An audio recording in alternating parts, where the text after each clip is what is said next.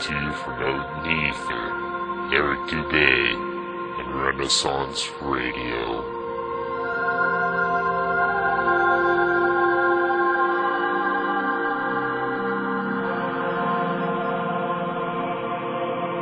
Hello, and welcome to Renaissance Radio.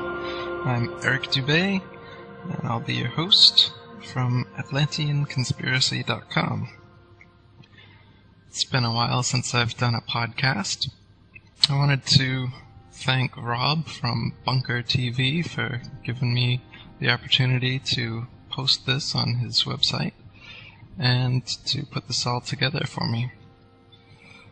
I wanted to do my first podcast and call it Solutions to the System, because we can go on all day about the global conspiracy and international bankers, secret societies, political corruption, but at the end of the day, it's all just a bunch of hot air unless we're going to do something about it. And what can we do about it? What can we do in our day-to-day lives to combat, to counteract, to non-comply, or to just move away from the system and create our own path, walk our own unique natural paths. I've created a list of a bunch of things I thought of and broken them into categories: spirituality, activism, education and media, economics, and health. And I think between these 5 areas, I've come up with quite a few things that we can do in our day-to-day lives to combat the system, to create a better dream, as it were. So I'll start with spirituality. I think on a meta level, this is really a spiritual battle between good and evil, if you will, both existing in the self. And since the whole world is the self, then we need to heal ourselves spiritually, emotionally, mentally, and physically. So, actually, let's start with health. So to heal the planet, you've got to heal yourself, because the universe is the self, right? It's the expression of us, quantum physically, as well as internally we can feel that we are one with everything. So to heal the big I, we need to heal the little I. So there's a lot of diseased, unhealthy people walking around. And how can we get healthy? Well, dis-ease comes from a lack of ease. So stress is one of our main things we want to deplete. We want to get rid of all stresses in our life. One way to do that is deep breathing. Whenever you can, take the deepest breaths into your stomach. Breathe in as deeply as possible. Hold it a little bit, let it out slowly, and repeat that process. If you really get into it, it's called pranayama or qigong breathing, and there's a lot you can learn and a lot of benefits you get from it, from health to energy to relaxation and many other things. So practice deep breathing. And yoga. Yoga is a system of stretching and balancing, strengthening the body. I don't think of it as so much of it as a hobby as mandatory upkeep for having a human body. Just like eating and drinking, you gotta breathe, you gotta stretch, right? An old, dry twig will break when force is applied to it, but a young, flexible, wet twig will bend. Think about like if a gymnast was on skates and she slipped and did a split. She's used to doing splits, it's no big deal. She gets up, brushes herself off, and goes about her day. But what if a big fat guy, very unhealthy, has never stretched a day in his life, what if he's on skates and he does an accidental split? He would end up with torn ligaments, torn tendons, bruised legs, probably be in a wheelchair for a while. So just think about that. Yet if he had done a little bit of yoga, that wouldn't have happened. So yoga is body upkeep, preventative medicine, if you will. So we want to de-stress. We can do that with deep breathing, yoga, massage, reflexology, chiropractic adjustments, herbal medicines, detoxing like enemas or other herbal detoxes, clears out the system, fasting, give your organs a chance to rest, and fast for a day a week, or fast for a few days, and try it out. See how good you feel, how light you feel. Get a juicer and start juicing some fresh fruits and vegetables. Have that as your first meal every day. That'll energize you and pump up your health. Try acupuncture or Reiki, energy healing. Get the life force energy moving. Tai Chi or Qigong, pranayama. These are all great practices and healing modalities. Drink purified alkaline water. Get yourself a filter and try that out. I've been drinking antioxidant alkaline water with a pH of 7. It's like drinking green vegetables with every glass of water. And you know, if you keep your body in an alkaline environment, cancer, for one, cannot grow, and existing cancers will go away. And most diseases just can't manifest in an alkalized body. So think about alkalizing both with water and with leafy green raw vegetables. Eat as many as you can. Which brings us to vegetarian, vegan, or raw. If you're trying to heal, you're not going to want to be eating meat, both on a body level and on a spiritual planet level. Killing just for your food, just because it tastes good, is not a very positive way of being on the planet. And eating vegetarian, you promote good health both internally and externally, because you're not torturing animals, imprisoning them, genetically modifying them, chaining them down, or doing any of the other atrocious things that factory farms do nowadays. Eat superfoods. Drink wheatgrass juice and spirulina, chlorella. Eat fruits and vegetables that are in season at the time. Those are the best for you. And consume lots and lots of natural, organic, whole foods. Try not to eat stuff that comes in a package so much. Stuff with preservatives, additives, chemicals, or dyes in it. Try to eat natural, organic, whole foods, and stay away from things like high fructose corn syrup, aspartame, GMO, MSG, fluoride, sodas. Right, sodas and gum have aspartame in them. It's terrible for you. Sodas also have phosphoric acid to cut the sweetness, because they add so much aspartame and sugar, not for the taste, but for the drug effects. They have to cut it with phosphoric acid so they won't gag from the sweetness, and that acid causes stomach ulcers and other problems. So, I mean, they put that stuff in sodas just to get you addicted. Coke is called Coke because it originally had cocaine in it. Try to stay away from those and all white flours, white breads, white sugar, white rice, all that stuff. Move into the whole grains, whole brown sugar, brown rice. Stay away from alcohol and cigarettes. at least the cigarettes they give you. If you're gonna smoke tobacco, just roll the tobacco, because regular cigarettes, pre-rolled, have like 30 or so known carcinogenic chemicals that they add to the tobacco, to the mixture, so that's the worst you can get. And alcohol, again, pretty much the worst. It's terrible for your health.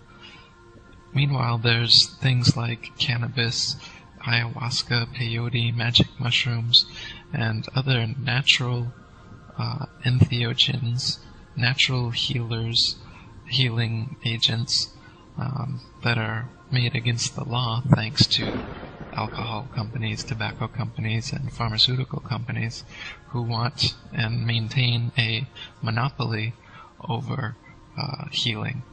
But these things are spiritual, mental, emotional, and physical healers. And, think about using natural herbs and natural plants. Or as Hippocrates said, let food be thy medicine. Think about what I'm saying with the yoga, massage, de-stressing, deep breathing, alkaline water, vegetarian, raw foods, superfoods, organic, whole foods, staying away from the things I've said to stay away from, and then taking in maybe some of these things like ayahuasca, peyote, magic mushrooms, or cannabis, and see if they enhance your experience on all levels. Meanwhile, you might think about staying away from things like vaccines, which contain mercury and formaldehyde, which are very dangerous, and the legal pharmaceutical drugs they push on you, which contain coal and tar derivatives and all of these cancerous chemicals, which never seem to get rid of your disease. They just cover up your symptoms. You don't have a headache because you have a Tylenol deficiency. You don't have a stomach ache because you have a Pepto-Bismol deficiency. You have problems, diseases that are being created in other aspects of your life, and using pharmaceuticals or vaccines or, say, radiation, chemotherapy, or unnecessary surgeries to take care of these problems is rarely your best option.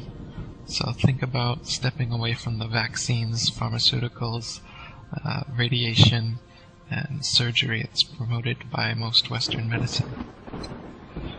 Try to use only natural skin and body products.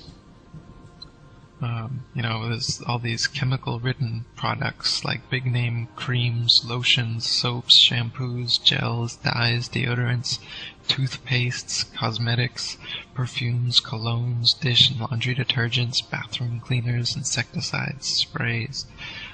Most of us just buy those off the shelf, and they are filled with chemicals that get in our lungs, on our skin, and inside us. But there's natural alternatives to all of those things.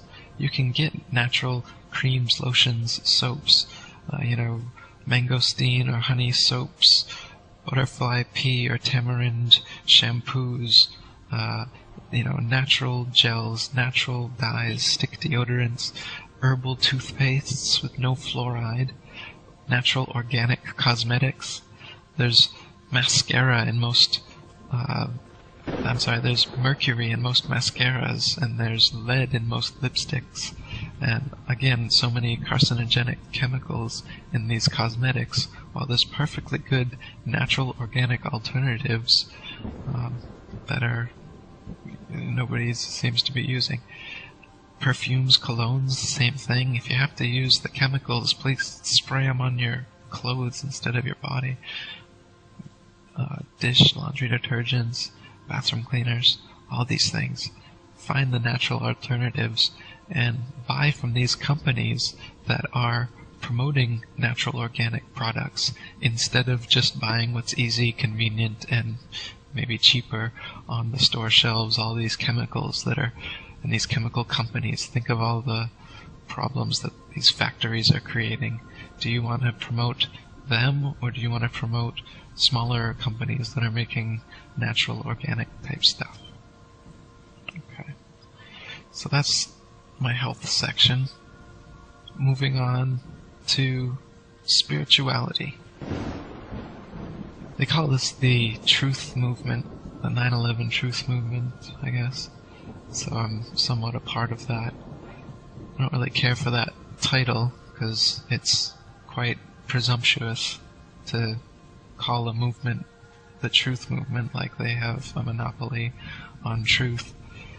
But if we have to be branded by that term, how about change the truth movement to being the kind of truth that we can be sure of, and that is being true to our word, actually being truthful and having integrity, saying what we think, and having the ability to say when we're wrong, as well as having the ability to discern, but keep an open mind. I mean, think of the change you can institute in the world just by being truthful. And I mean true 100% of the time. If you make a decision to be true to everyone in your life 100% of the time, you don't lie just because it's convenient, or you lie because you can get some advantage or some edge. You don't lie for any benefit of yourself. You tell the truth for the benefit of yourself and everyone else. You stay true to your word.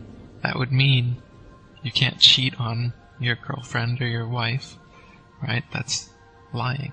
That means you can't, something as little as tell those little white lies. Be truthful. Have real integrity. That'll change your life completely, and that will change the world, because it's a rare thing to come across people that are truly sincere, tell the truth 100% of the time to 100% of the people, and have real integrity. So I'd love to see a truth movement based on that kind of truth instead of the presumptuous 9/11 type truth that they brand us with. Another thing we can do is follow the golden rule. Do unto others as you would have done unto you. Just always treat everyone else how you would wish to be treated. And then you don't really have to worry about anything else, because you have done what you feel is right.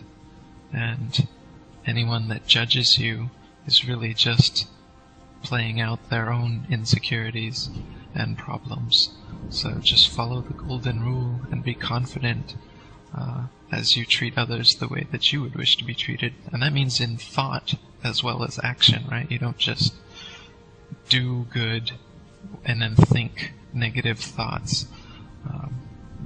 You have to start at the root and think, truly forgive and practice unconditional love for everybody, so that you're not just trying to do good deeds but still harboring a lot of negativity, vengeful thoughts, frustrations, annoyances, grievances, these kind of things. So practice unconditional love and forgiveness.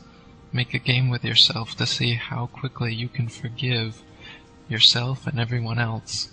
Anything in the world that puts you over the edge and brings you into a negative state of being, how quickly can you forgive and get back on track?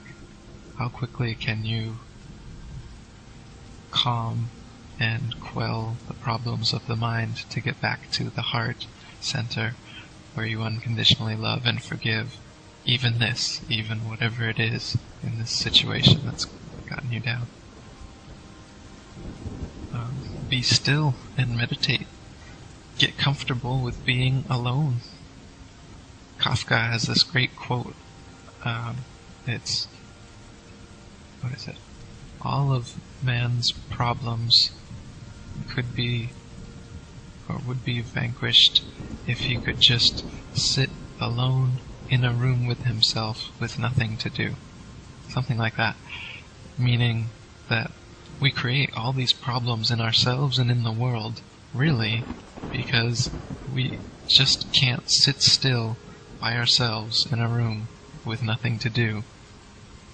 Our minds are so toxic that we just create all of these problems in our lives and in society because we haven't found the time and the space, the stillness to just be alone with ourselves and meditate.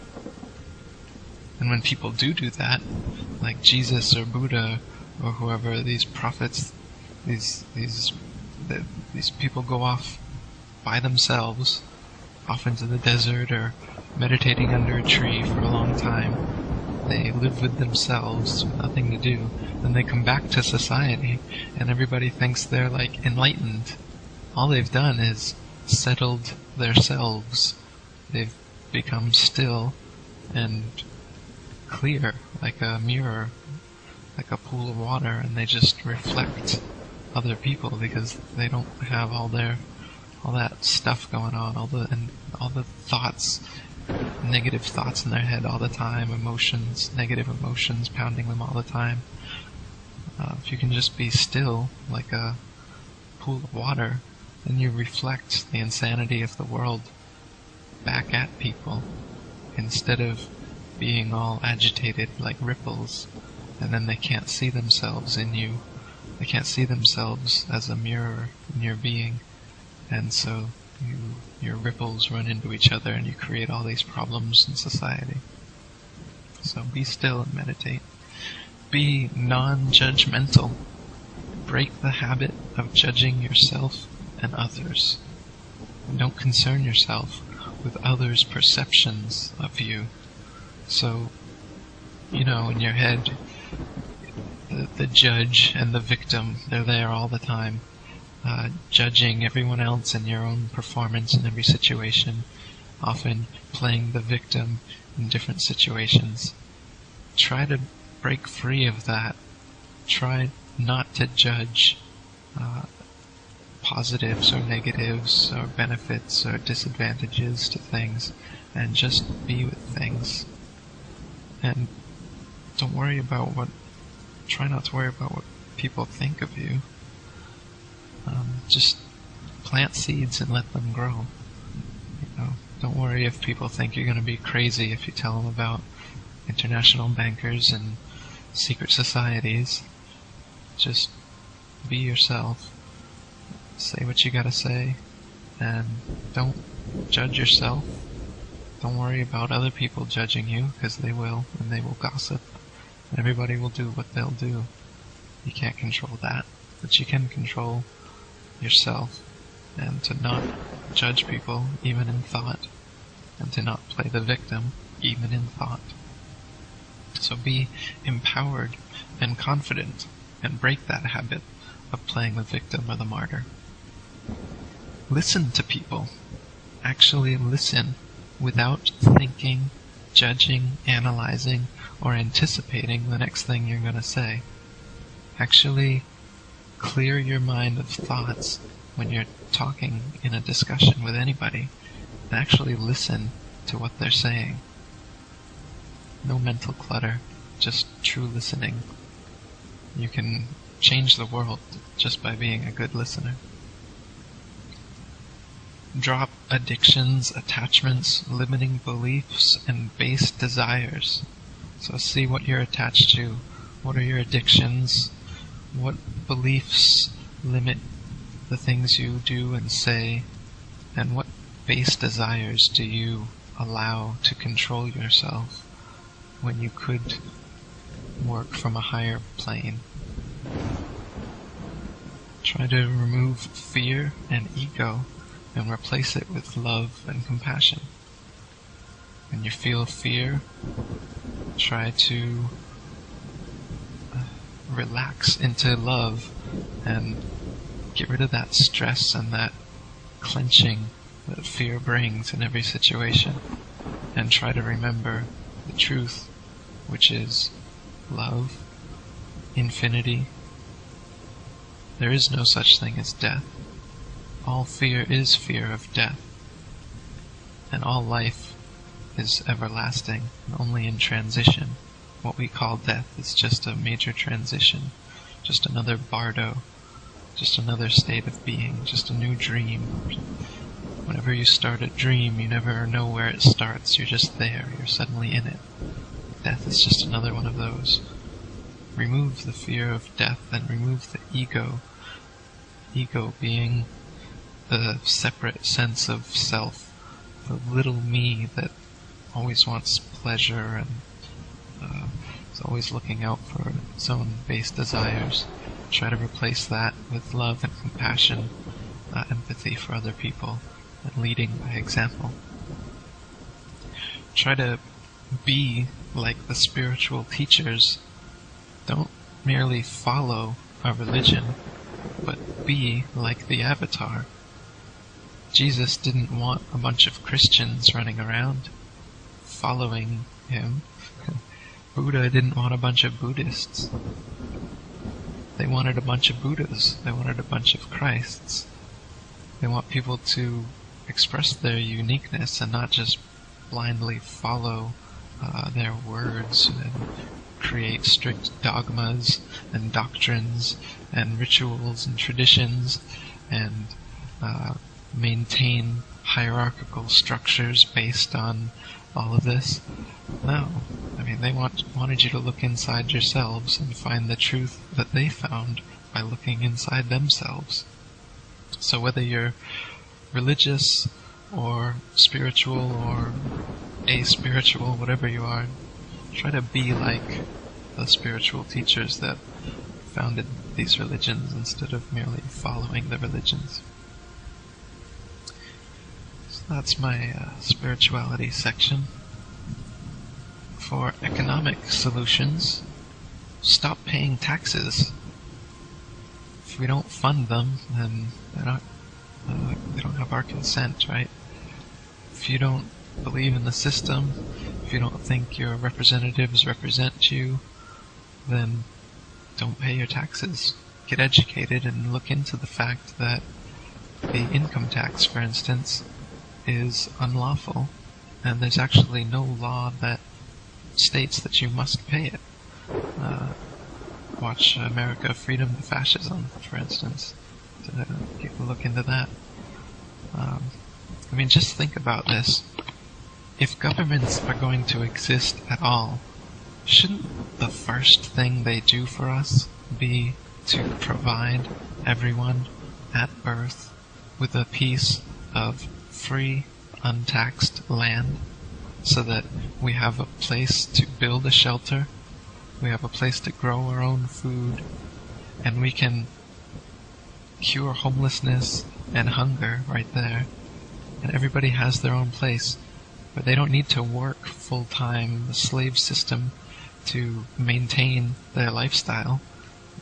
They can work if they want to, or they can just have a happy, simple life, farming their own foods, living in a shelter that they built on the land granted them by government.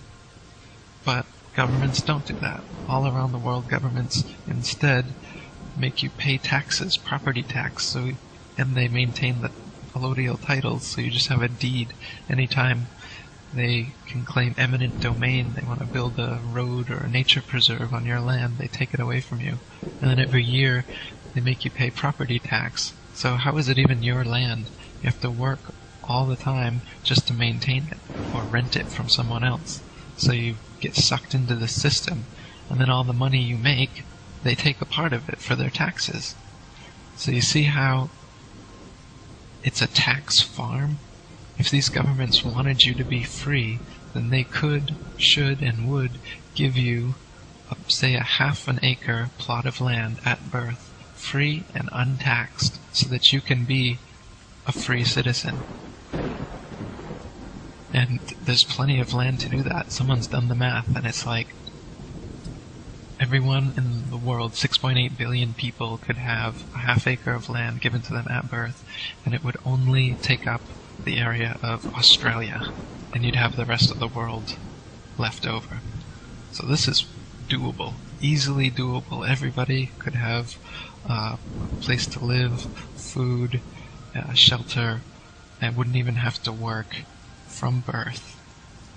That's easily doable, but we are kept in a position of scarcity so that a few rich parasites at the top of this parasitic system can maintain their easy lifestyles, working off the sweat, blood, and tears of the people at the bottom of the hierarchy. So, first solution is to stop paying taxes. Second solution is to get out of debt. Get out of debt. Live within your means. Thrifty, but not stingy. Buy and save consciously. As long as you're not unconsciously just going out and shopping and spending all your hard-earned money, then you can start to save more money and spend less money. Meanwhile, maintaining just the same level of happiness. A lot of people spend money to bring them pleasure, but then because they've spent the money and gotten that pleasure, now they have to work, which is not pleasure. It doesn't bring them pleasure, it brings them suffering. So they're stuck in a cycle of suffering through work so that they can pay for their pleasures. So try to suffer through less work and pay for less pleasures while maintaining the same amount of happiness so that you can live within your means and not have to work your entire life away. Then you can start to follow your bliss and your passion and try to make money with it. Start to have some free time and start to decide, what gifts do you have to give to the world? What business or thing could you create, a product or service, that you would be completely blissful and passionate if you could make money doing that thing? And you start doing it. Eventually, you shouldn't have to work for any corrupt corporations or controlling bosses. Eventually, you'll be making money doing what your heart wants you to do. When you do spend money, try to buy locally from non-corporate sources and boycott those big corporations by not working for them or buying from them. Walmart, Monsanto. Don't buy GM foods. Don't work there. Buy locally from farmers markets and work locally for families instead of empowering these corporations with your money and your sweat labor. If you do have money in paper or in numbers in a bank account as opposed to tangible assets, think about transitioning into tangible assets by buying storable foods, water, seeds, gold, silver, other precious metals, tools, weapons, and tradable commodities so that you can get out of paper debt currency and into things that actually have and hold value. Because as the dollar devaluation continues, as inflation rises, as they keep printing more debt currency, those numbers in your bank account are not going to mean as much, and it's going to be actual tangible assets in your hand that will mean the difference between rich and poor, life and death. Another thing is grow a garden. Start a co-op, or grow your own sprouts or grasses that you can juice. If you have all your own food, that's a big expense cut out. And if you're eating your own raw fruits and vegetables, it's pretty much the best, healthiest diet you can have. So that's a great solution, as well as getting off the government energy grid. They won't have to build so many nuclear power plants if everybody's got their own solar power, for instance.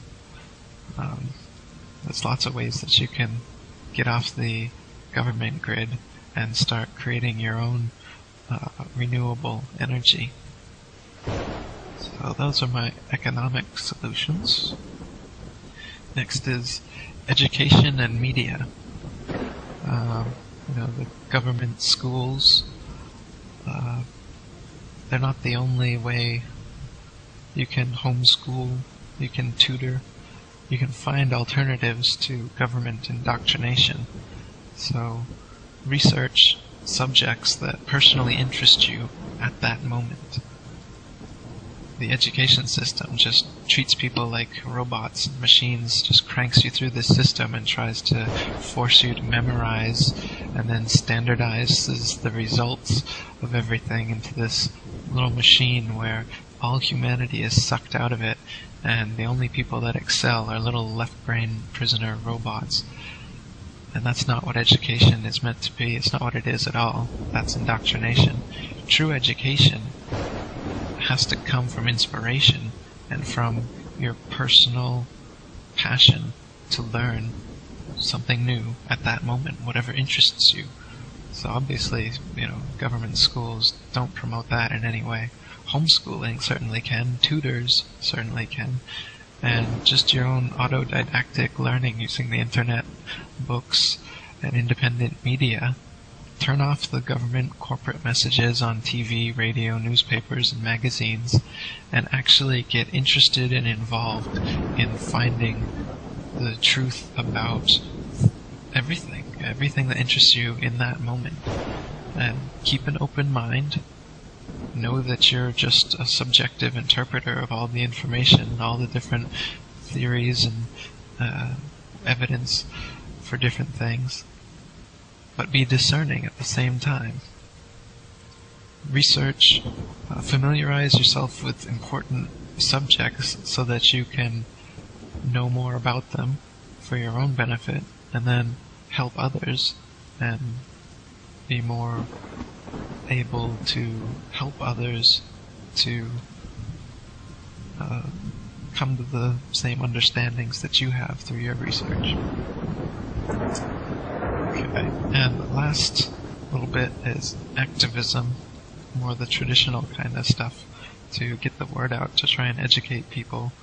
Solutions to the system, like creating a blog, website, radio show, documentary, music, anything creative, and put positive messages in there. Put messages that expose important truths.